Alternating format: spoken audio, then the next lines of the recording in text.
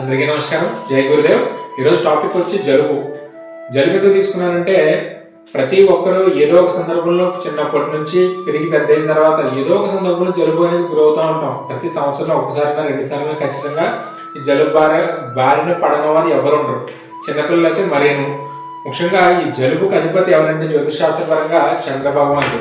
ఈ చంద్రుడు వాటర్కి అధిపతి, అలాగే మనసుకి అధిపతి. ఈ చంద్రుడు సహజ రాశి చక్రంలో వృశ్చిక రాశిలో నీచు పొందుతాడు.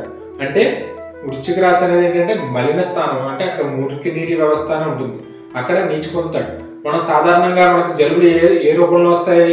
వానలో తడిస్తే, అలాగే ఐస్ క్రీమ్స్ తిన్నా వస్తాయి, చల్లని పదార్థాలు తిన్నా వస్తాయి, అలాగే ఏంటంటే వాటర్ చేంజ్ అనేది ఏర్పడినప్పుడు కూడా మనకు జలుబు వస్తూ ఉంటుంది. అంటే ఇవన్నీ ఎక్కడో మలినం కలిగి ఉన్న పదార్థాలు మనం సేవించినట్లయితేనే ఆ జలుబు అనేది మనకి రియాక్షన్ రూపంలో బయటకు వస్తుంది. వన్స్ ఈ జలుబు వచ్చిందనుకోండి, మనకి ఏమవుతుంది? ముందు ముక్కు తిప్పడ, తలపోటు, తర్వాత దగ్గు, ఆయాసం, మొత్తం అన్ని జలుబుతోనే మొదలవుతాయి. దీనికి ముందుగా జ్యోతిష్ శాస్త్రపరంగా నేను చెప్పే రెమెడీ మీరు పాటిస్తూ ముందుగా మీకు జలుబు పొందినట్లయితే మీకు దగ్గరలో ఉన్న డాక్టర్ని సంప్రదించి మెడిసిన్స్ తీసుకుంటూ నేను చెప్పే జ్యోతిష్ ఫార్ములా ఫాలో అవ్వండి. కొంత ఉపశమనం ఖచ్చితంగా లభిస్తుంది. ఇది నేను ఫాలో అయ్యి నేను నా కుటుంబ సభ్యులు ఫలితం పొందిన తర్వాతే మీకు తెలియజేస్తున్నాను. జలుబు నుండి మనం జ్యోతిష్ శాస్త్రపరంగా ఉపశమనం లభించాలంటే జ్వరం కనుక లేకపోతే రెడ్ కలరు, జ్వరం కనుక ఉంటే మాత్రం రెడ్ అవాయిడ్ చేయండి. తర్వాత గ్రీన్ కలర్ ఒకటి యాడ్ చేసుకోండి. ఏ విధంగా యాడ్ చేసుకోవాలి?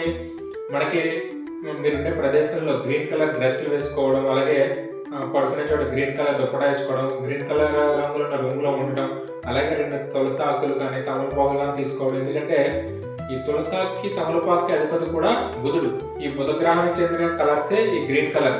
అలాగే చూడండి, మన పెద్దలు చెప్తారు జలుబు వచ్చినప్పుడు ఆవిరి పట్టమంటారు. ఆవిరేంటి? వేడి వేడి నీరు. ఆ వేడి వేడి నీటికి గల అంటే నీరు హీట్ ఎక్కిందంటే ఎవరి కారకుడు? కుష భగవానుడు. ఇక్కడ ప్రతి దానికి సైంటిఫిక్ రీజన్ ఉంటుంది.